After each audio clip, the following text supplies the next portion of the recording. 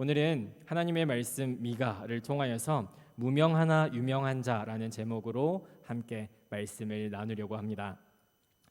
사랑하는 성도님들, 혹시 좋아하시는 드라마가 있으십니까? 혹은 기억에 남아있는 영화 아니면 기억에 남아있는 도서가 있으실까요?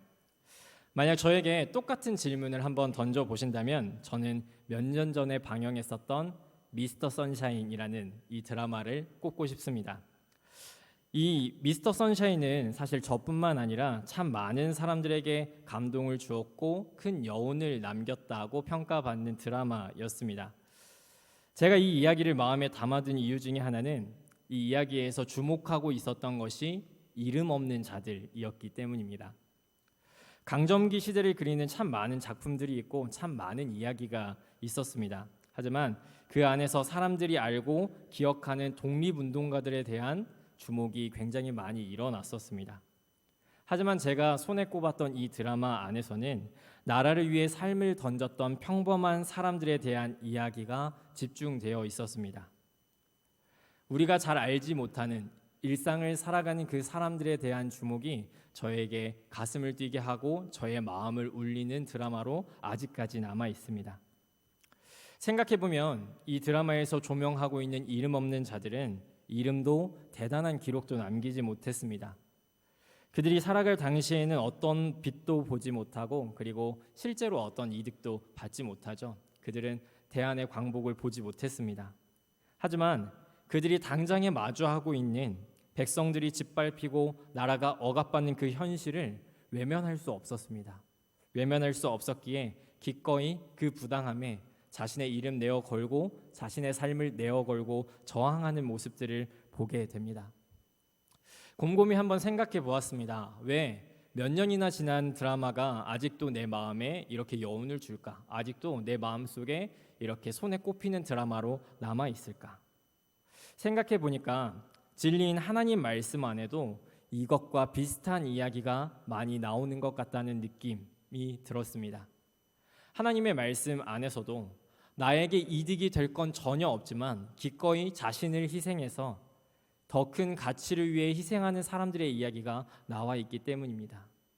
어떤 사람, 특정 인물을 꼽지 않더라도 죄 가운데 허덕이는 이 세상을 내버려 두지 않으시고 기꺼이 자신을 주신 예수님의 이야기가 그러했기 때문에 저의 마음을 움직인 것은 아닐까라는 생각이 들었습니다. 또한 우리는 예수님을 따라가는 수많은 사람들의 발걸음 속에서 이 이야기와 비슷한 느낌을 받습니다. 오늘 함께 읽었던 말씀인 미가 말씀 또한 그런 길을 걸어가는 선지자였던 한 명 미가의 이야기를 우리에게 들려주고 있습니다. 사실 미가라는 선지자 말씀을 읽을 때면 미가라는 사람은 잘 알려진 선지자는 아닙니다. 미가라는 이름의 뜻이 하나님과 같은 분은 누구인가라는 뜻인데요. 사실 이름에 비해서 그렇게 알려진 선지자는 아니죠. 소선지서에 기록된 이 미가 선지자보다도 유명한 사람이 있다면 사사기 17장 18장에 등장하는 동명이인의 미가일 겁니다. 이 미가는 자기가 옳다고 생각했던 대로 우상도 만들었고 하나님의 율법을 무시하며 스스로 제사장이 되었던 사람입니다. 생각해보면 자기 마음대로 막 살았던 사람인데 하나님의 말씀을 선포했던 미가가 인지도가 밀리죠. 저는 미가를 참 좋아하거든요. 그래서 미가가 괜히 이런 취급을 받게 되면 괜히 제가 억울합니다. 뭔가 미가가 더 유명해졌으면 좋겠고 사람들이 더 많이 알아줬으면 하는 그런 마음이 들어요. 하지만 미가의 억울함은 사실 여기에서 끝나지 않습니다. 미가가 가진 조건들도 뭔가 굉장히 미가에게 억울한 것만 같습니다. 미가 1장 1절 말씀에 이렇게 기록되어 있습니다. 유다의 왕들 요담과 아하스와 히스기야 시대에 모레셋 사람 미가에게 임한 여호와의 말씀 곧 사마리아와 예루살렘에 관한 묵시라. 특별히 이 미가라는 사람을 소개하고 있는데 모레셋 사람이라고 소개하고 있습니다. 혹시 모레셋이라는 동네를 들어보신 적 있으십니까? 성경을 읽으시면서 모레셋이라는 동네를 이렇게 찾아보시면 여기에서 등장한다는 걸 그냥 아실 수 있습니다. 모레셋은 굉장히 시골입니다. 예루살렘에서 정말 열심히 성인 남성이 하루를 걸어야지 도착할 수 있는 곳이 모레셋입니다. 예루살렘이라는 당시에 잘 나가던 도시와 가까이 있었기 때문에 꽤나 알려진 도시라고 생각하실 수도 있지만 사실은 이스라엘 총구석이나 다름없었습니다. 어디 도시 출신이라면 그나마 미가라는 사람을 아는 사람이 좀 있을 것 같은데 출신마저도 시골 출신이었던 거예요. 만약 미가가 하나님의 말씀을 전하겠습니다, 당신들에게 하나님께서 이런 말씀을 하셨습니다 라고 말을 하기 시작했다면 사람들은 먼저 이렇게 생각했을 겁니다. 저기 시골에서 올라온 선지자가 또 무슨 말 하려나 보다. 어디 저 사람이 무슨 말 하는지 잘 들어보자 라고 안 입고 깨보거나 비꼬면서 들었을 거예요. 이런 출신만으로도 서글픈데 미가가 활동했던 시기를 우시야, 요담, 아하스, 히스기야라고 소개하고 있죠. 비슷한 시대에 활동했던 대단한 선지자가 있습니다. 바로 이사야였습니다. 이사야 선지자는 정말 대단한 사람이었습니다. 예루살렘 성에서 왕과 고위 관료들에게 하나님의 말씀을 선포했던 사람이죠. 성경의 분량만 놓고 비교해 본다고 하더라도 이사야는 60장이 넘어가는 말씀을 기록했고 미가는 단 7장 말씀을 기록한 사람입니다. 정말 대단한 사람이랑 같은 시기에 사역을 하던 사람이기 때문에 당연히 이사야라는 이 대단한 선지자가 부각될 수밖에 없는 현실 속에서 미가는 사역을 하기 시작했습니다. 미가와 이사야에 가진 외적인 조건들을 단순히 비교해 보더라도 사람들은 당연히 이사야의 손을 들어줄 것만 같습니다. 미가의 삶을 전체적으로 평가해 보자면 무명의 삶입니다. 이름이 없는 삶입니다. 활발히 움직일 때에는 유명한 선지자인 이사야에게 가려졌고 이후에는 같은 이름을 가진 또 다른 미가, 심지어 그 사람은 하나님을 제대로 따르지도 않는 사람이었지만 그에게 가려지는 모습을 보여줍니다. 하지만 미가의 이러한 모든 상황들과 모든 활동들을 바라보았을 때 미가 선지자는 전혀 개의치 않았을 것만 같습니다. 다른 사람들과 자신을 비교하면서 하나님을 원망하지 않았을 것 같습니다. 미가 말씀을 읽다 보면 느끼게 되는 것이지만 미가에게 우선순위는 내가 유명해지는 것이 아닙니다. 내 이름을 이스라엘에 굵직하게 한번 남겨봐야겠다가 목표가 아니었습니다. 미가에게 최우선의 과제는 하나님의 말씀을 그냥 이스라엘에 전하는 것이었습니다. 미가의 이런 태도를 1절에서 사실 엿볼 수 있는데요. 1절의 말씀을 원래 히브리어 그 말을 그대로 번역해 보면 이렇게 시작합니다. 실제로 발생한 하나님의 말씀입니다. 이사야 선지자라는 대단한 선지자와 같은 시기에 활동했던 미가이지만 그런 시기 속에서도 하나님께서 자신에게 말씀하셨기에 이스라엘 백성들 들으십시오. 이것이 하나님께서 나에게 주신 하나님의 말씀입니다. 하고 말하면서 하나님의 말씀을 전하기 시작한 것입니다.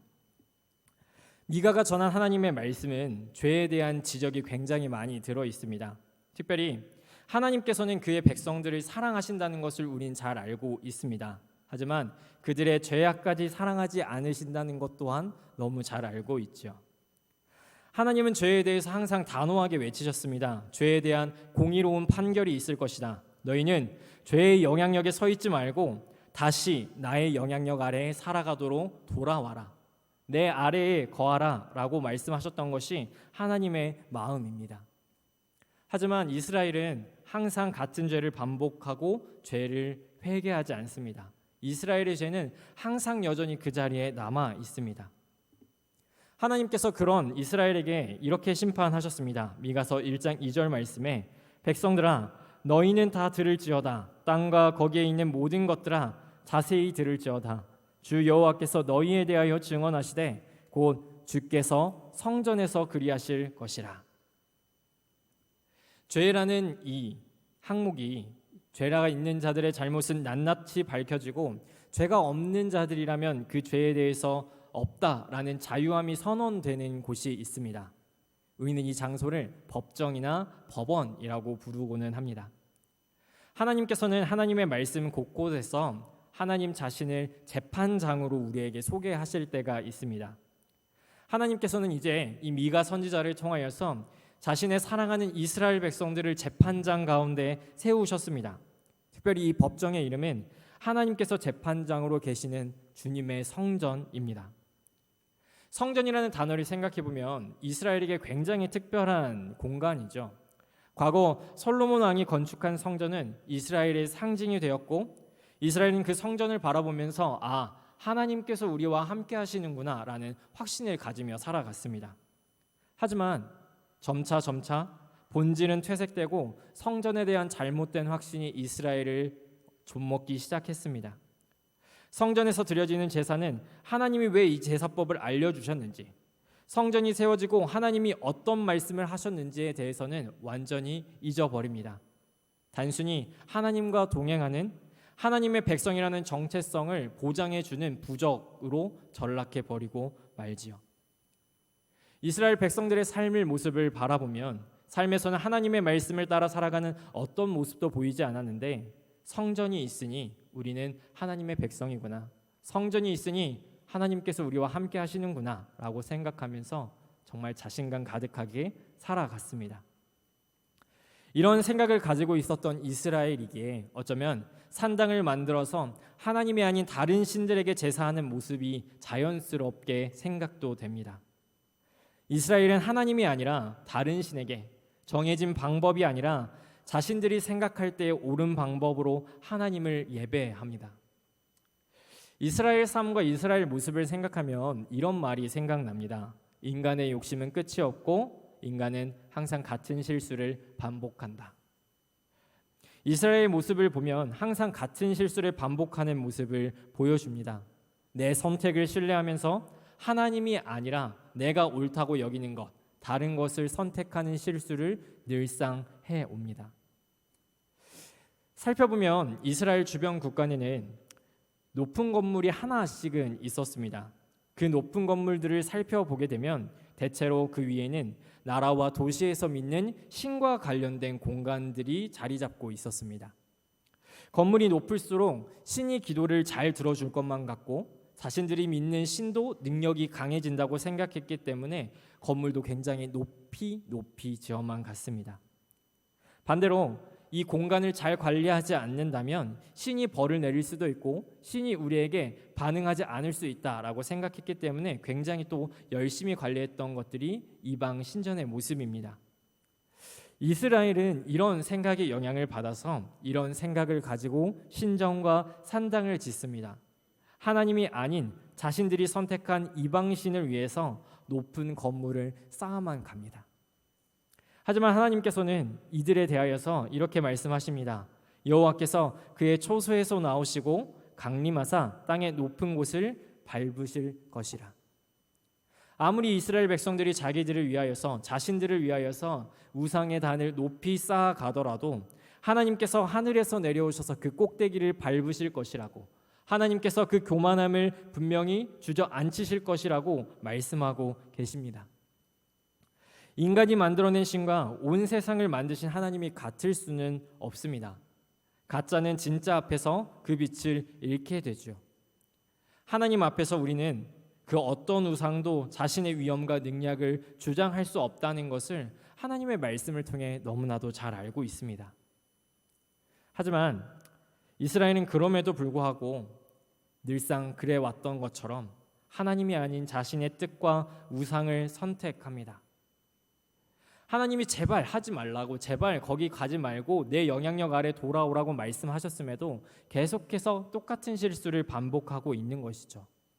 하나님 이들의 죄에 대하여서 이제 심판을 선언하십니다.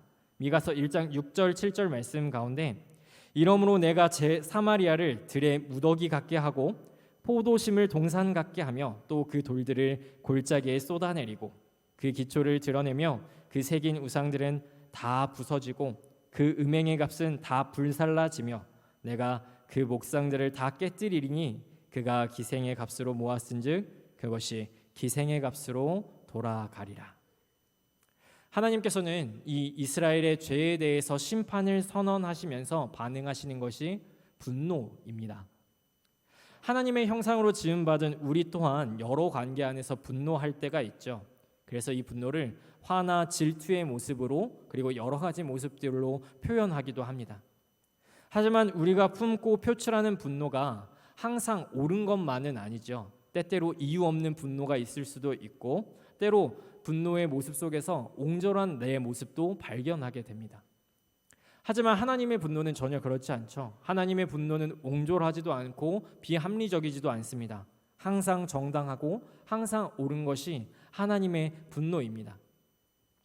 사랑하는 사람이 어리석은 행동이나 잘못된 관계로 상처를 받는다면 사람들은 그 상황을 그냥 못 본 채 하고 지나갈 수 없을 겁니다. 사랑하는 사람을 망가뜨리려는 그 문제에 대응하기 위해서 반드시 움직일 것이고 그 문제를 어떻게든 해결해 주기 위해서 노력하게 될 것입니다. 하나님의 분노가 이것과 같습니다. 이스라엘 백성들을 괴롭히고 있는 그 우상 문제에 대하여서, 죄에 대하여서 더 이상 그들을 괴롭히는 것을 두고만 볼 수는 없기에 그 죄의 문제를 해결하기 위하여서 심판을 선언하시고 분노를 표출하고 계시는 것이지요. 미가 선지자는 하나님께서 이스라엘 백성들의 죄에 대해서 심판을 선언하는 그 순간 가운데 하나님의 사랑을 마주하게 됩니다. 이스라엘을 향한 큰 사랑을 마주할 때 미가가 어떤 반응을 보였을까요? 미가서 1장 8절 말씀입니다. 함께 읽어보겠습니다. 이러므로 내가 애통하며 애곡하고 벌거벗은 몸으로 행하며 들깨같이 애곡하고 타조같이 애통하리니. 하나님이 아닌 다른 신을 찾고 그리고 하나님의 생각이 아닌 내 생각대로 살아가는 이스라엘에게 말씀을 전하면서 미가가 가졌던 말씀은 애통함이었습니다. 아픈 나라를 보면서 자신 또한 아파하는 것이죠. 특별히 미가의 이 애통하는 마음, 애끓는 마음을 잘 표현하고 있는 것이 들깨와 타조처럼 눈물을 흘리고 있다라고 말합니다. 성모님들 혹시 타조의 울음소리를 들어보신 적이 있으십니까? 타조. 네. 개는 멍멍, 고양이는 야옹야옹 하면서 울지 않습니까? 타조는 이렇게 운다고 합니다. 제가 한번 찾아봤는데요. 자막을 한번 보여주시면 이렇게 운다고 합니다. 네. 욱욱우. 혹시 어떻게 우는지 추측을 해보실 수 있으시겠나요? 네, 제가 오늘 오신 분들에게는 타조 울음소리를 성대모사하는 법을 알려드리려고 합니다. 네, 준비물이 있는데요. 준비물은 주먹입니다. 주먹으로 이렇게 입술을 가져다 대시고 똑같이 읽어주시면 됩니다. 네, 이렇게 타조가 운다고 합니다. 네, 제가 잘 했나 한번 집에 가셔서 인터넷에 타조 울음소리를 쳐보시면 나올 겁니다. 뭔가 그런데 이렇게 울음소리 내는 게 어떤 소리와 비슷하지 않습니까?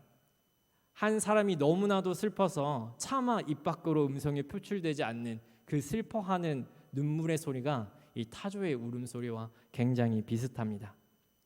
이스라엘을 바라보는 하나님의 마음처럼 미가의 마음에도 너무나도 슬퍼서 소리조차 낼 수 없는 그 애통함이 가득하다라고 표현하는 것이 타조의 울음소리입니다. 감당할 수 없는 문제가 우리의 삶 가운데 찾아올 때가 있습니다. 감당할 수 없는 문제이기 때문에 덜컥 눈물이 날 때도 있죠. 물론 누군가는 이렇게 눈물 흘리는 모습을 바라보면서 울기만 해서는 문제가 해결되지 않는다라고 지적할 수도 있을 겁니다. 하지만 정작 그 문제가 내 문제가 아니라 다른 사람과 관련이 있는 다른 사람의 문제라면 우리가 눈물을 흘리는 것만이 내가 할 수 있는 전부일 때도 있습니다. 어떤 사람은 우리의 눈물을 바라보면서 이렇게도 말합니다. 우리의 눈은 눈물을 흘리기 위해서 존재한다. 과격한 표현이죠. 과격한 표현이지만 우리가 흘리는 눈물이 그만큼 귀하다는 말로 이해되기도 합니다. 자꾸만 다른 길로 가는 조국을 바라보면서 하나님의 마음을 품은 미가는 눈물을 흘릴 수밖에 없었습니다. 눈물만 흘릴 뿐이었습니다. 그리고 이 마음이 무명한 자 미가가 주어진 시간 속에서 사랑하는 나라를 향하여 말씀을 선포할 때 갖고 있었던 마음이었습니다. 하지만 우리는 생각할 때 미가가 어떤 마음을 품고 어떤 메시지를 전달했다고 하더라도 결과를 중요하게 생각한다면 결국 미가는 그 이름 석자 제대로 알리지 못한 사람입니다 라고 평가를 내릴 것입니다. 하지만 앞에서도 말씀드렸다시피 미가의 관심은 이스라엘에서 특히 그 시간 가운데 유명해지는 것이 아니었습니다. 하나님의 그 사랑하는 마음을 마주하고 애끓는 마음으로 하나님께서 이스라엘 백성들에게 원하시는 바가 무엇인가, 하나님께서 어떤 말씀을 전달하고자 하시는가가 미가의 우선순위였습니다. 사실 이 마음은 미가뿐만 아니라 하나님이 사용하셨던 여러 사람들에게서 동시에 보이는 마음이기도 합니다. 하나님의 사람 바울은 정말 교회를 뜨겁게 사랑했던 사람입니다. 하지만 바울이 사랑하는 여러 교회 중에서는 바울의 마음을 참 아프게 하고 힘들게 했었던 교회들도 분명히 존재했었습니다. 대표적인 교회가 고린도 교회이죠. 고린도 교회는 바울이 가진 조건들이 도시 안에서 보여지는 화려함과 풍족함과 맞지 않다며 바울을 비방합니다. 바울과 정말 오랜 기간 같이 먹고 자고 하나님의 말씀을 나누었음에도 불구하고 단순히 보기에 좋지 않다는 이유로 바울을 배척하고 멀리합니다. 몸과 마음을 다하여 사랑한 곳이었는데 정작 바울에게 돌아왔던 것은 거부와 배신이었죠. 하지만 그 거부와 배신 속에서도 바울은 고린도 교회를 저주하지도 않았고 떠나지도 않았습니다. 오히려 예수님이 자신에게 그러하셨던 것처럼 다시 그들을 찾아가고 다시 그들과 마주하고 그들과 대화를 나눕니다. 자신의 마음을 잘 적어서 다시 편지를 보냅니다. 그리고 그 편지 가운데에서 발췌한 한 부분이 고린도후서 6장 8절에서 10절 말씀입니다. 이 말씀을 함께 같이 읽어보겠습니다. 영광과 욕됨으로 그러했으며 악한 이름과 아름다운 이름으로 그러했느니라. 우리는 속이는 자 같으나 참되고 무명한 자 같으나 유명한 자요, 죽은 자 같으나 보라, 우리가 살아있고 징계를 받는 자 같으나 죽임을 당하지 아니하고 근심하는 자 같으나 항상 기뻐하고 가난한 자 같으나 많은 사람을 부요하게 하고 아무것도 없는 자 같으나 모든 것을 가진 자로다. 아멘. 사람들은 바울을 속이는 자, 무명한 자, 죽은 자, 근심하는 자, 아무것도 가지지 않은 사람이라고 보았고 배신하고 배척했습니다. 바울의 삶에 보이는 수많은 문제들과 어려움이 이 확신을 더욱더 견고하게 만들어 갔었죠. 하지만 그들이 볼 때 나타났던 바울의 어려움은 복음을 제대로 전달하기 위한 바울의 일행의 분투의 결과였습니다. 어떻게든 복음을 잘 전달하기 위해서 조금이라도 저 사람들이 복음의 순수한 맛을 보게 하기 위해서 감수했었던 어려움들이었습니다. 여기에 바울의 이러한 삶의 역설적인 고백이 나타나죠. 사람들이 생각할 때 인정할 수 없는 조건들이라고 하여도 바울은 참되고 유명하고 살아있고 기뻐하고 다른 사람을 부요하게 하고 모든 것을 가진 사람이라는 고백을 합니다. 세상에서 제시하는 기준이 아니라 하나님 나라의 기준으로 어떻게 하면 교회가 순수한 복음을 받아들이고 공동체가 하나님 나라를 소망할 것인가를 기준으로 두고 있었기에 할 수 있었던 고백이 바울의 역설적인 이 고백이었습니다. 그리스도인의 역설적인 고백은 참 힘이 있습니다. 감동적이고 참 기억에 많이 남는 것 같습니다.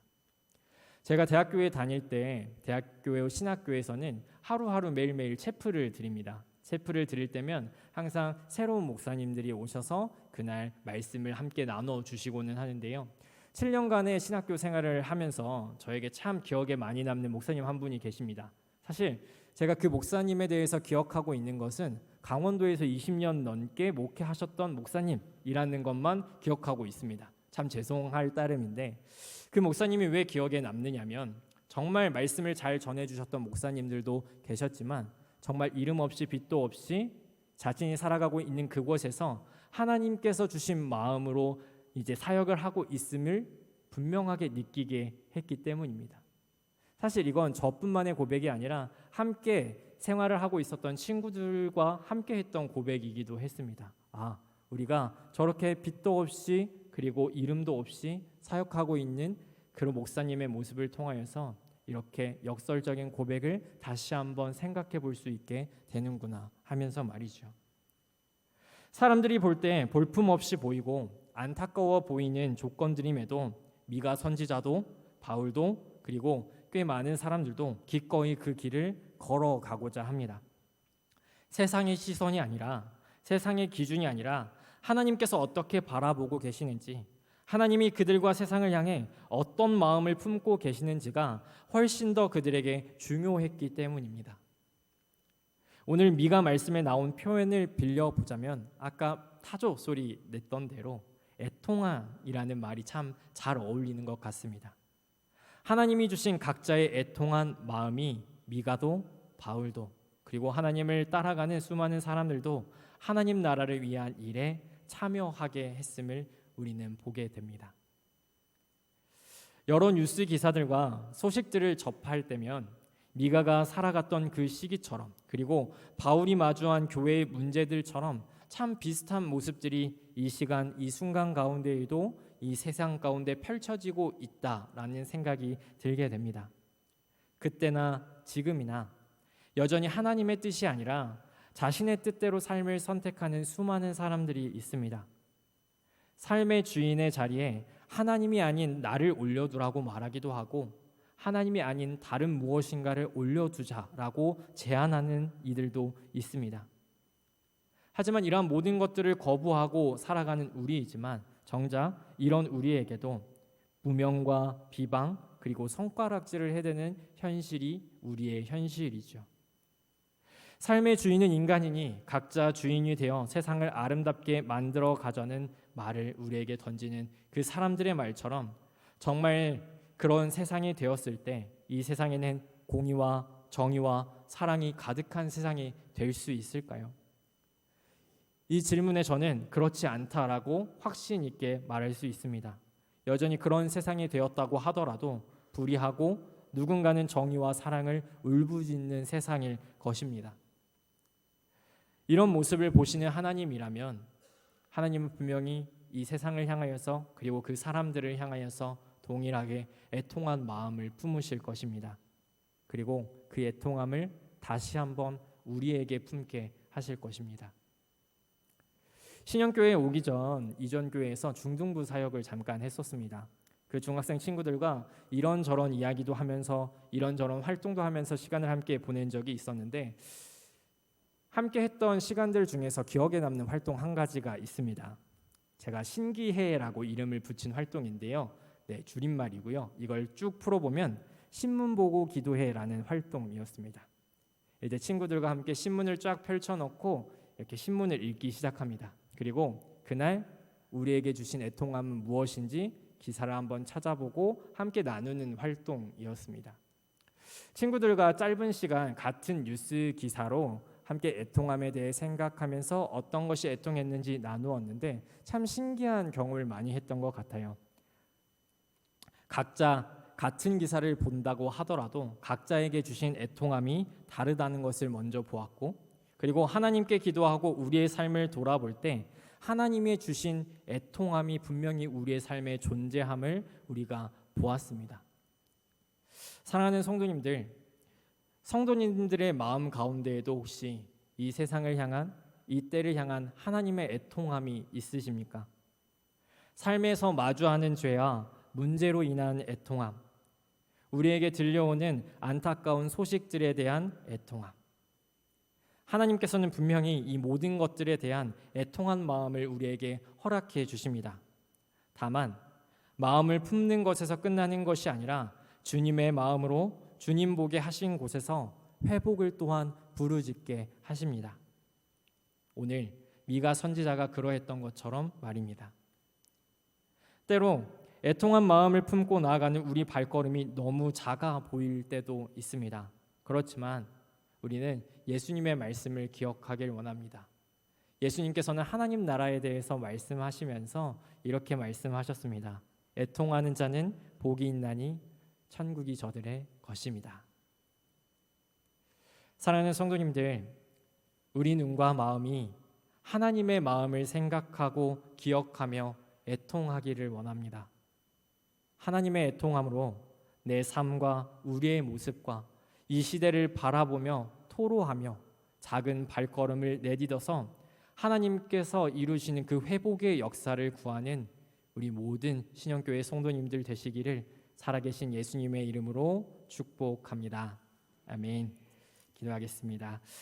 사랑하는 하나님, 감사합니다. 오늘 하나님께서 주신 하나님의 말씀을 통하여서 우리의 삶을 돌아보았습니다. 하나님, 미가 선지자가 그러했던 것처럼 이 시대와 이 땅을 향한 하나님의 마음을 직면하게 하시고 하나님의 사랑을 바라봄으로 우리의 마음 가운데 허락하신 애통함으로 하나님께서 우리의 삶과 죄와 그리고 이 나라를 향해 가지고 계신 그 회복의 역사를 간구하는 하나님의 자녀들이 될 수 있도록 우리와 함께하여 주시옵소서. 감사드리며 이 모든 것 우리를 사랑하시는 예수님의 이름으로 기도드립니다. 아멘.